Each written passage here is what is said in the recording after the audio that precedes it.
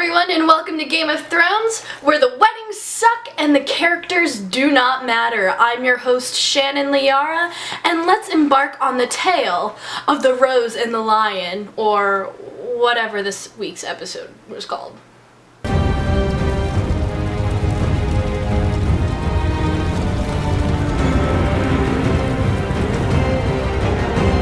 Let me grab my notes because I have lovely Game of Thrones notes. In case you don't know, this week's Geekly review is going to be about episode 2 of Game of Thrones for season 4. I know my mom watches these. Mom, I love you, but you have to stop watching right here because this whole Geekly review is going to be Game of Thrones spoilers central. So if you're like my mom and you're not caught up on season 4 or not caught up on the series at all, I would advise you don't watch this video. Instead, you can go check out my previous Geekly review about Game of Thrones, where I had the lovely opportunity to go to a pre-screening for episode 1 for season 4, and I discussed my favorite house, which I am repping today.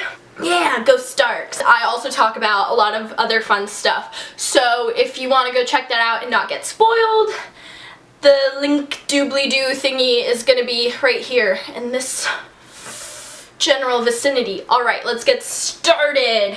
As we've already established, in the world of Game of Thrones, Westeros, or that desert area that Daenerys is staying in, if you're gonna have a wedding, it's probably going to suck major balls. Welcome to the episode where every single book reader, including myself, is going to laugh in your face and say, "I told you so."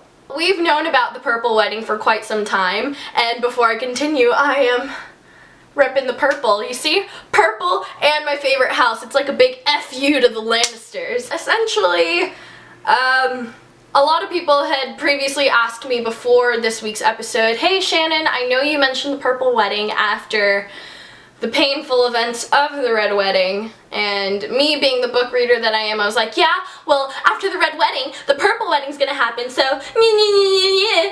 no one really understood what I was talking about, unless you had read the books, but I didn't want to spoil it or give it away, so I would just say, oh, you know, purple is the color of royalty, and these two royal families are getting married, so it's the purple wedding. But man, was it wonderful getting to see Joffrey's face turn purple, because purple's my favorite color, and now I love it 10 times more. You know what, I'm just going to go ahead and start with Ramsay Snow. You see, you almost thought I was gonna say the purple wedding, but not really.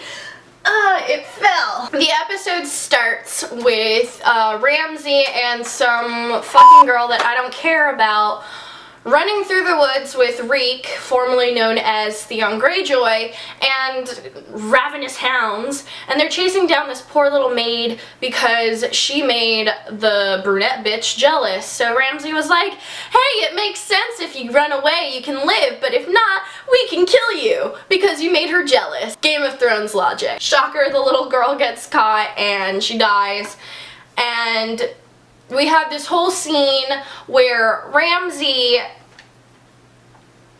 kind of shows his prize to his father, Roose Bolton, who was the man who actually delivered that final blow to Robb Stark and put this little gem in there. The Lannisters send their regards. He returns and he's like, hey, yo, Ramsay, what did you do with my boy Theon? And Ramsay's like, Theon? I hope you meant to say Reek. Roose is obviously not very happy, and you can kind of see the dynamic between Ramsay and Roose because Ramsay is indeed a Snow, much like our lovely friend Jon Snow. And I thought it was interesting to see Roose's dynamic with Ramsay because obviously Ramsay is a loose cannon and very, very much insane, but in the end of the day, he wants to appease his father and... Ooh, my phone went off. At the end of the day, he wants to appease his father and he wants to be formally known as a Bolton. He wants to wear the flayed man with pride, which is so fitting for him because he's crazy. Obviously, Roose is not pleased with the results because Theon was basically his ticket to the north and now he basically looks like shit. Okay, listen. Ramsay is the prime example of why you should not take out your feelings on others, because he is taking out all of his daddy issues on poor Theon. And I guess in Game of Thrones, everyone has daddy issues. Now, this is the part where things started to get a little bit sad for me. Although Theon was not formally a Stark, he did consider the Stark boys, the Stark family, his own family. So it obviously hurt to see Theon talk about Winterfell again, and especially to see the look on his face when he rats out Bran and Rickon that they're still alive, and the fact that they very may well be headed to go see Jon Snow. So Ramsay is going to pay Jon Snow a visit, and this is going to be lovely. What happens after that? That I really want to hit the hammer on the head. Oh, let's go ahead and talk about Tyrion and Shay. And who are you?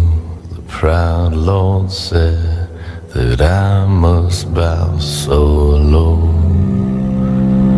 Only a cat of a different coat, that's all the